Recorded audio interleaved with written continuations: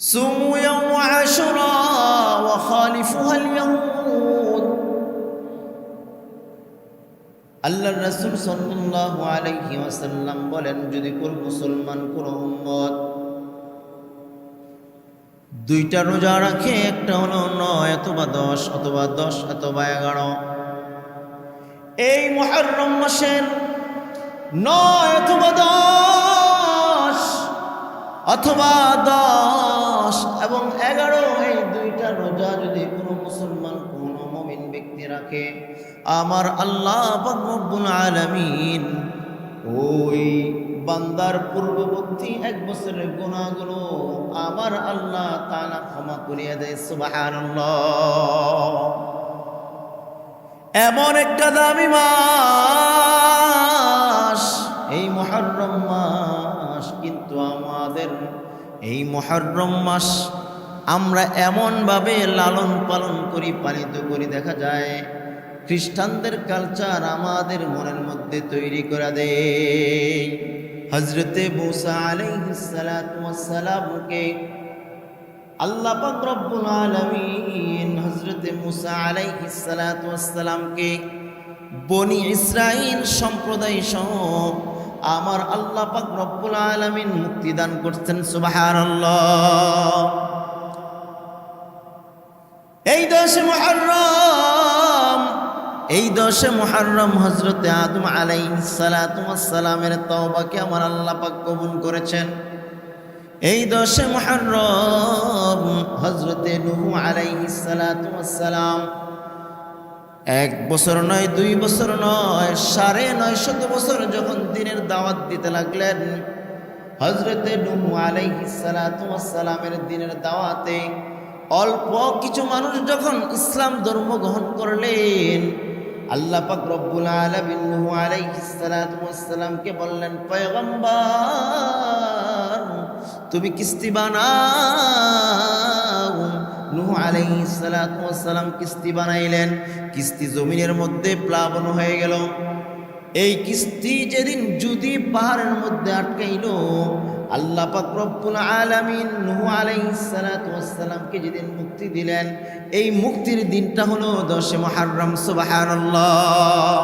ইন্না ইদ্দাতাশ শুহুরি ইনদাল্লাহিল 12 শাহরান ফি কিতাবিল্লাহি ইয়াওমা খালাকাস সামাওয়াতি ওয়াল আরবা'তিন হুরুম যালিকা দ্দীনুল কাইয়্যিম। وقال رسول الله صلى الله عليه وسلم بني الإسلام على 5: شهادة أن لا إله إلا الله وأن محمدا عبده ورسوله وإقام الصلاة وإيتاء الزكاة والحج والصوم رمضان. وقال تعالى في شان حبيبه ومحبوبه ومعشوقه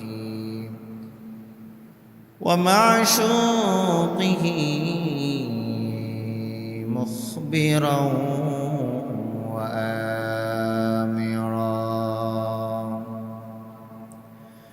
إن الله وملائكته يصلون على النبي يا أيها الذين آمنوا صلوا عليه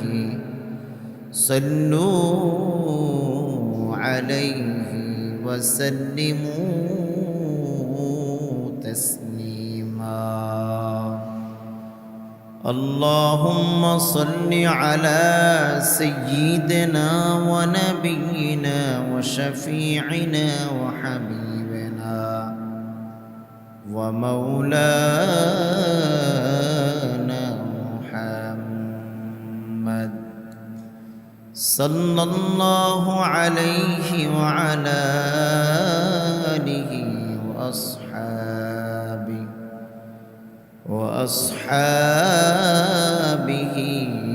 وبارك وسلم توحید کی امانت سینوں میں ہے ہمارے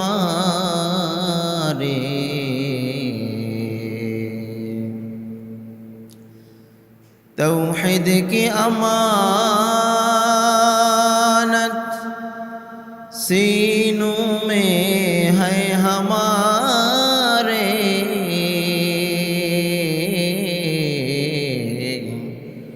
آسان ہی مٹایا نام و نشاں ہمارے بلغ العلا بکمالہ کشف الدجا بجمالہ حسنت جمیع خصالہ صلوا علیہ وآلہ لا الہ الا اللہ لا الہ الا اللہ لا الہ الا اللہ لا الہ الا اللہ لا الہ الا اللہ لا الہ الا اللہ لا الہ الا اللہ لا الہ الا اللہ لا الہ الا اللہ لا الہ الا اللہ لا الہ الا اللہ لا الہ الا اللہ لا الہ الا اللہ محمد رسول اللہ صلی اللہ علیہ وسلم আলহামদুলিল্লাহ মহান আল্লাহ তাআলার দরবারে অসংখ্য অগণিত শুকরিয়া যে মহান রব্বুল আলামিন আপনাকে আমাকে দয়া করে মহব্বত করে ভালোবেসে এই মুহররম মাস একটা দামি একটি মাস এই মুহররম মাসে জুমার দিনে আল্লাহর ঘর মসজিদে বসবার জন্য তৌফিক দান করেছেন এই জন্য কালিমাতুশ শুকর আদায় করি আলহামদুলিল্লাহ জুমার দিন একটা গুরুত্বপূর্ণ দিন অর্থাৎ গরিবের হাজির দিন যেই ব্যক্তি নাকি জুমার দিন আগে আগে মসজিদের মধ্যে বসবে ওই ব্যক্তির আমল নামায় আল্লাহ সুবহানাহু ওয়া তাআলা একটি উট পরিমাণ কুরবানি করার সম পরিমাণ তার সওয়াব তার আমল নামায় লিখিয়ে দিবে সুবহানাল্লাহ। যদি দ্বিতীয় কোনো ব্যক্তি মসজিদের মধ্যে আগমন করে ওই ব্যক্তির আমল নামায় আল্লাহ তাআলা একটি গরু কুরবানি করার সম পরিমাণ সওয়াব তার আমল নামায় লিখিয়ে দিবে। এমনি ধারাবাহিকতার সাথে যত নিচে যাবে একটি মুরগির ডিম এর পরিমাণ সওয়াব যে আসবে তার পরিমাণ সওয়াব তার আমল নামায় লিখিয়ে দিবে। কিন্তু আমাদের আগে আসা উচিত জুমার নামাজে আগমন করা ব্যক্তি যখন পায়ে হাঁটিয়া হাঁটিয়া মসজিদের মুখে হবে আল্লাহ সুবহানাহু ওয়া তাআলা বলেন ওই বান্দার সগীরা গুনাহগুলোকে আমি আল্লাহ তাআলা ক্ষমা করিয়া দেই সুবহানাল্লাহ। তাহলে কত মূল্যবান দামি জুমার নামাজ। এই জুমার নামাজ কেউ যদি ইচ্ছাকৃতভাবে ছেড়ে দেয়, আল্লাহ রসুল সাল্লাল্লাহু আলাইহি ওয়াসাল্লাম বলেন ওই ব্যক্তির উপর লাআনাত বর্ষিত হোক, নাউযুবিল্লাহ। অসুস্থ অনেক ব্যক্তি আছে, ইচ্ছা থাকা সত্ত্বেও তারা বেড থেকে উঠতে পারছে না, হাসপাতালের মধ্যে বিছানার মধ্যে তারা শায়িত আছে, কিন্তু আল্লাহ সুবহানাহু ওয়া তাআলা আপনাকে আমাকে সুস্থ রাখলেন, সবল রাখলেন, মহব্বত করলেন, যাচাই করে বাছাই করে সুন্দর একটি পরিবেশ আল্লাহর ঘরে আসবার মতো তৌফিক দান করেছেন। এজন্য আকাশ জমিনকে মুখরিত করে উচ্চ আওয়াজে একবার কালিমাতুশ শুকর আদায় করি, আলহামদুলিল্লাহ।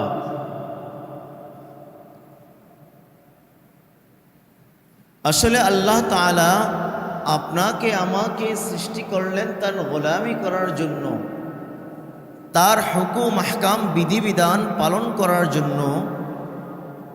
তার দুনিয়াতে আমরা থাকতেছি, তার ফল ফলাদি সব কিছু আমরা ভোগ করতেছি, কিন্তু তার অনুগত্য আমরা ঠিকভাবে আদায় করি না, নামাজ ঠিকভাবে আমরা আদায় করি না, রোজা ঠিকভাবে আমরা আদায় করি না। কিন্তু যে আল্লাহ আপনাকে আমাকে এত এত রিজিকের ফয়সালা করলেন, এত এত কিছু দিলেন, সে আল্লাহর হুকুম আহকাম বিধিবিধান মানতে আমাদের ভালো লাগে না। আমরা তো তারই গোলাম। বান্দা আল্লাহর কাছে চাইবে, আল্লাহ বান্দাকে দিবে। চাওয়ার মতো চাইতে হবে, নামাজের মাধ্যমে চাইতে হবে, রোজার মাধ্যমে চাইতে হবে, ইবাদতের মাধ্যমে চাইতে হবে, তাহলে আমার আল্লাহ তাআলা খুশি হবেন। বান্দা তোর কত লাগবে, আমি আল্লাহর কাছে চা, আমি আল্লাহ তোর রিজিকের ফয়সালা করে দিব। সুবহানাল্লাহ। যেই প্রেক্ষাপট নিয়ে আলোচনা করব, যেহেতু মুহররম মাস, এই মুহররমকে কেন্দ্র করে কিছু আলোচনা করব। আর এটা হলো আশুরা, অর্থাৎ 10 মুহররম। এই মুহররম মাসের ফজিলত রাসূলুল্লাহ সাল্লাল্লাহু আলাইহি ওয়াসাল্লাম বলেন। কি বলেন? হাদিসের মধ্যে রাসূলুল্লাহ সাল্লাল্লাহু আলাইহি ওয়াসাল্লাম বলেন, সুমু ইয়াওম আশুরা ওয়া খালিফুহাল ইয়াহুদ। আল্লাহর রাসূল সাল্লাল্লাহু আলাইহি ওয়াসাল্লাম বলেন, যদি কোন মুসলমান কোন উম্মত 2টা রোজা রাখে, একটা হলো 9 অথবা 10 অথবা 10 অথবা 11, এই মুহররম মাসের 9 অথবা 10 অথবা 10 এবং 11, এই 2টা রোজা যদি কোনো মুসলমান কোন মুমিন ব্যক্তি রাখে, আমার আল্লাহ পাক রব্বুল আলামিন ওই বান্দার পূর্ববর্তী 1 বছরের গুনাহগুলো আমার আল্লাহ তাআলা ক্ষমা করিয়ে দেয়। সুবহানাল্লাহ। এমন একটা দামি মাস এই মুহররম মাস, কিন্তু আমাদের এই মুহররম মাস আমরা এমনভাবে লালন পালন করি, পালিত করি, দেখা যায় খ্রিস্টানদের কালচার আমাদের মনের মধ্যে তৈরি করে দেয়। দেখেন, এই মুহররম মাস আমাদের জন্য সরকারি বিধান মতে ছুটি দেওয়া হয়, কিন্তু দেখা যায় আমরা তো ইচ্ছা করলে এই মুহররম মাসের এই ছুটিগুলোকে ভালোভাবে কাটাইতে পারি। এই কারবালার উল্লেখযোগ্য ঘটনা, এই মুহররম মাস যেহেতু আমাদের মাসে এই আশুরার দিন এসেছে, আমরা এই দিনটাকে ভালোভাবে কাটাইতে পারি। এই 10 মুহররম বহু উল্লেখিত ঘটনা ঘটেছে। হযরতে মূসা আলাইহিস সালাতু ওয়াস সালামকে আল্লাহ পাক রব্বুল আলামিন হযরতে মূসা আলাইহিস সালাতু ওয়াস সালামকে বনি ইসরাইল সম্প্রদায় সহ আমার আল্লাহ পাক রব্বুল আলামিন মুক্তি দান করছেন। সুবহানাল্লাহ। এই 10 মুহররম, এই 10 মুহররম হযরতে আদম আলাইহিস সালাতু ওয়াস সালামের তওবাকে আমার আল্লাহ পাক কবুল করেছেন। এই 10 মুহররম হযরতে নূহ আলাইহিস সালাতু ওয়াস সালাম 1 বছর নয়, 2 বছর নয়, 950 বছর যখন দ্বীনের দাওয়াত দিতে লাগলেন, হযরতে নূহ আলাইহিস সালাতু ওয়াস সালামের দ্বীনের দাওয়াতে অল্প কিছু মানুষ যখন ইসলাম ধর্ম গ্রহণ করলেন, আল্লাহ পাক রব্বুল আলামিন নূহ আলাইহিস সালাতু ওয়াস সালামকে বললেন, পয়গম্বর তুমি কিস্তি বানাও। নূহ আলাইহিস সালাতু ওয়াস সালাম কিস্তি বানাইলেন। কিস্তি জমিনের মধ্যে প্লাবন হয়ে গেল। এই কিস্তি যেদিন যদি পাহাড়ের মধ্যে আটকাইল, আল্লাহ পাক রব্বুল আলামিন নূহ আলাইহিস সালাতু ওয়াস সালামকে যেদিন মুক্তি দিলেন, এই মুক্তির দিনটা হলো 10 মুহররম। সুবহানাল্লাহ। উল্লেখযোগ্য একটা দিন। বান্দা এই 10 মুহররম পাওয়ার পর অনেক মানুষ আছে যারা নাকি মিছিল মিটিংয়ের মধ্যে বের হয়ে যায়, যারা নাকি অশ্লীল কাজের মধ্যে বের হয়ে যায়, যারা নাকি হাই হুসাইন হাই হাসান বলে উৎসাহিত করে বিভিন্ন মিছিল মিটিংয়ের মধ্যে যায়। মুসলমান ভাইরা আমার, ইসলাম মানুষের মধ্যে ইন্নাদ-দীনা ইনদাল্লাহিল ইসলাম, মানুষের মধ্যে ইসলাম বিতর্কিত। যার দ্বারা ইসলামের ক্ষতি হবে, যার দ্বারা ইসলামের অবমূল্যায়ন করা হবে, যার দ্বারা অপসংস্কৃতি করা হবে, এরকম কাজ মুসলমান কোনোদিন করতে পারে না। কথা ঠিক কিনা? আপনি তো এই দিনটা পেয়েছেন। আপনি এই দিন পাওয়ার পরে আপনি কেন রাস্তাঘাটে উৎসব আয়োজন করবেন? বোঝা গেল কারবালা। আপনি এটাকে ভালোবাসেন, মহাব্বত করেন। এই ভালোবাসার পরিণাম আপনি অন্য দিক থেকে বোঝান। একটি উদাহরণ দিলে বুঝতে পারবেন। আপনার বাবা যদি মারা যায়, যেই তারিখে মারা গিয়েছে, অনেকে দেখা যায় গ্রাম অঞ্চলের মধ্যে 40 3 দিনা 5 দিনা পালন করেন কি করেন না? করা হয়।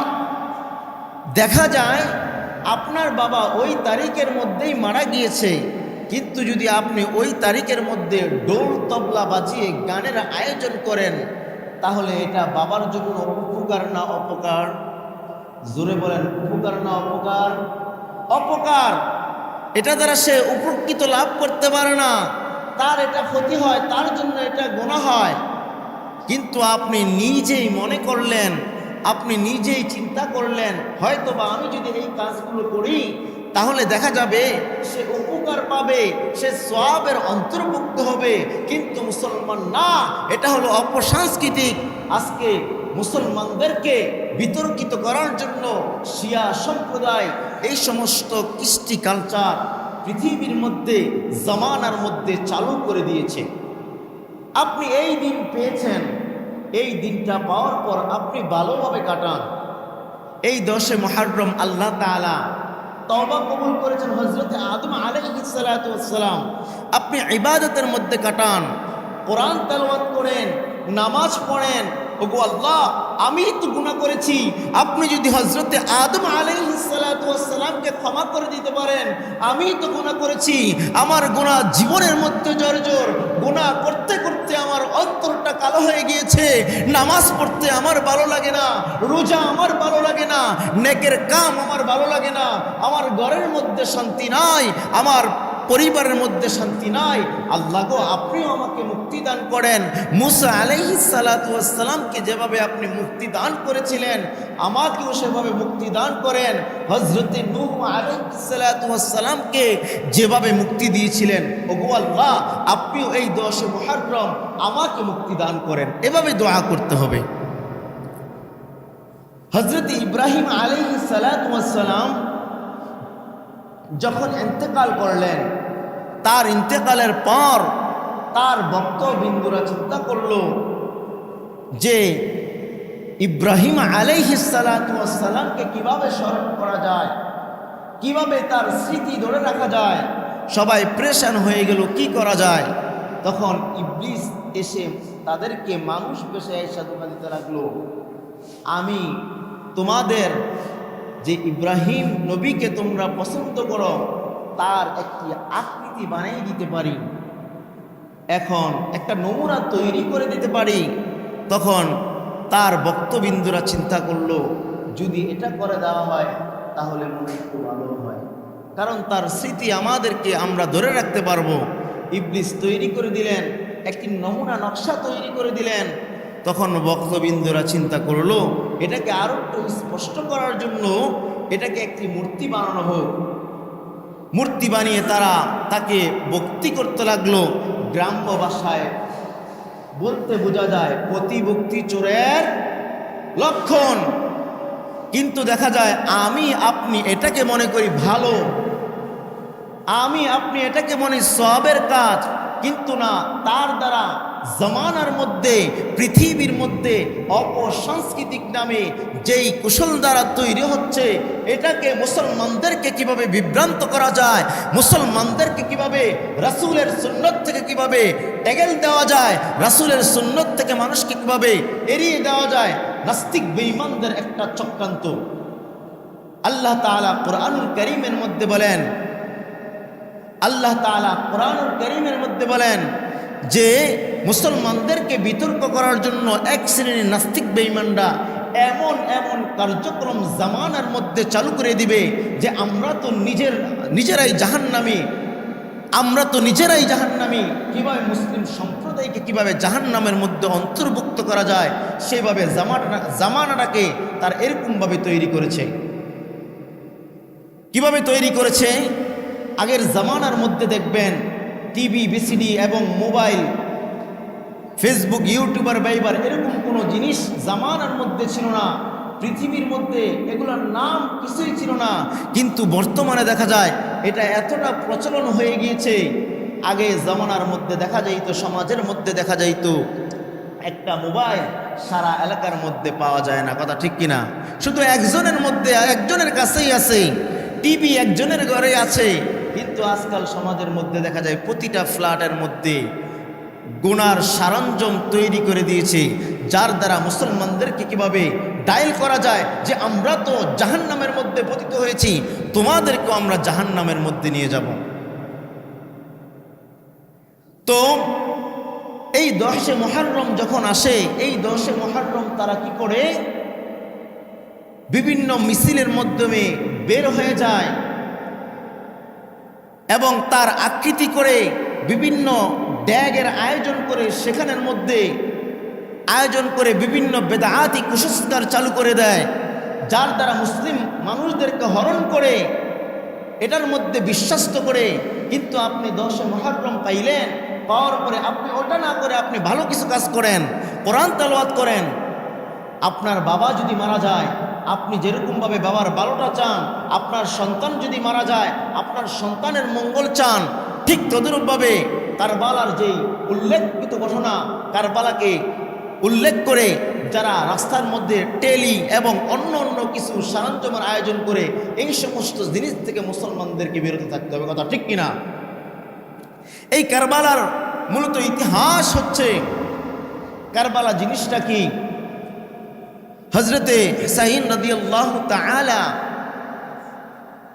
তিনি যখন খেলাফতের মসজিদে যখন বসবেন, হযরতে হুসাইন রাদিয়াল্লাহু তাআলা ছিলেন হুজুর আকরাম সাল্লাল্লাহু আলাইহি ওয়াসাল্লামের কলিজার টুকরা হযরতে ফাতেমা রাদিয়াল্লাহু তাআলার সন্তান। হযরতে মুআবিয়া রাদিয়াল্লাহু তাআলা একজন প্রসিদ্ধ সাহাবী ছিলেন। তিনি যখন কুফার গভর্নর ছিলেন, হযরতে মুআবিয়া রাদিয়াল্লাহু তাআলা তার জীবদ্দশায় তিনি চিন্তা করলেন খলিফা নিযুক্ত করবেন। কাকে খলিফা নিযুক্ত করা যায়? তার এলাকা থেকে তার সৈন্যবাহিনী যারা ছিলেন তারা সবাই চিন্তা করলেন আপনার সন্তান ইয়াজিদকে খলিফা নিযুক্ত করা হোক। সব দিক থেকে প্রস্তাবনা আসতেছে তাকেই খলিফা নিযুক্ত করা হোক। কিন্তু মক্কার মধ্যে, মদিনার মধ্যে যেই সমস্ত বড় বড় সাহাবী সাহাবেরা আছে, আব্দুল্লাহ ইবনে ওমর, আব্দুল্লাহ ইবনে আব্বাস, আরো বিখ্যাত যে সাহাবিগুলো আছে, তারা এজিদকে মানতে চায় না। কারণ এজিদ একজন মদ্যপান ছিল, একজন জুলুম কারণেওয়ালা ব্যক্তি ছিলেন। তার বাবা মুআবিয়া পর্যন্ত মানতে চায় না। কিন্তু যখন মানুষ এটা বলা বলি করতে লাগলো, তখন হযরতে মুআবিয়া রাদিয়াল্লাহু তাআলা ইন্তেকালের পর তিনি খলিফা নিযুক্ত হলেন। এবং খলিফা নিযুক্ত হওয়ার পর মক্কার মধ্যে একটি চিঠি রেখে পাঠালেন যে হযরতে হুসাইন রাদিয়াল্লাহু তাআলা যাতে করে আমাকে বায়আত গ্রহণ করে এই কুফার খলিফা নিযুক্ত করে দেয়।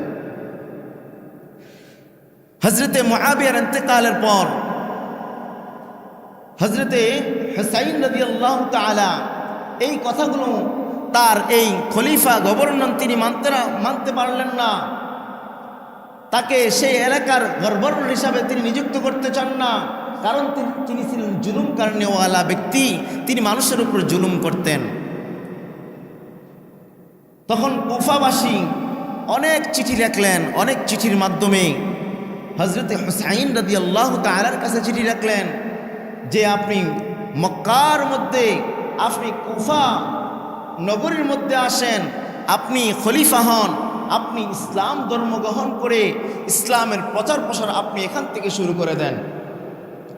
একের পর এক যখন চিঠি লেখা শুরু করলো, মদিনার বিখ্যাত সাহাবী আব্দুল্লাহ ইবনে ওমর, আব্দুল্লাহ ইবনে আব্বাস এবং বড় বড় সাহাবারা বাধা দিতে লাগলেন, ও হুসাইন তোমরা তার কাছে যেও না, তোমরা তাদের কাছে যেও না, এজিদ বাহিনীর কাছে তোমরা যেও না, কারণ তারা বড় গাদ্দার, তারা তোমাকে এমনভাবে পতিত করবে, তোমাকে পতন করে ফেলবে, অর্থাৎ তুমি তাদের কাছে তোমরা যেও না।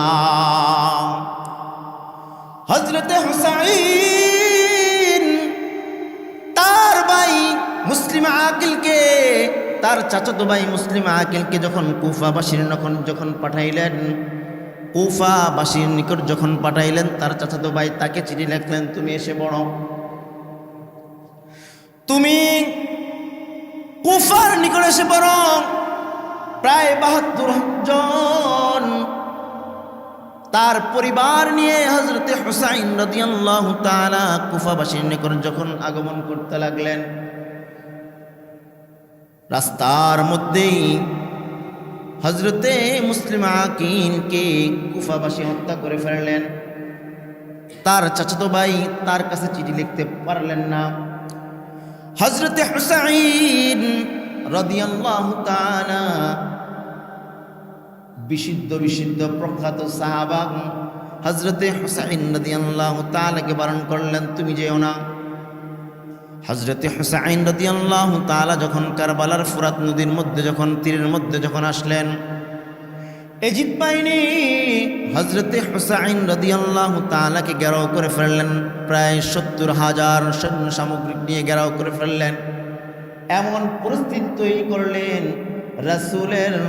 রাসূলের প্রিয় নাতি হযরতে হুসাইনের পরিবারকেও ফুরাত নদীর পানি তারা পান করতে দিলেন না। এমন একটি পরিস্থিতি তারা তৈরি করেছেন। একে একে সপরিবার সবাইকে কতল করেছেন, সবাইকে মৃত্যুর মুখে ঢেলে দিয়েছেন। কিন্তু হযরতে হুসাইন রাদিয়াল্লাহু তাআলা যতক্ষণ পর্যন্ত দেহের মধ্যে রক্ত ছিল, ততক্ষণ পর্যন্ত তিনি ইসলাম থেকে এক পরিমাণ তিল পরিমাণ রুখে দাঁড়ান নাই। সুবহানাল্লাহ। এই জন্য দেখা যায় এই কারবালার কাহিনী শোনার পরে প্রতিটা মুসলিমের হৃদয়ের মধ্যে কম্পন সৃষ্টি হয়ে যায়, চোখ দিয়া জনজন করে পানি চলে আসে।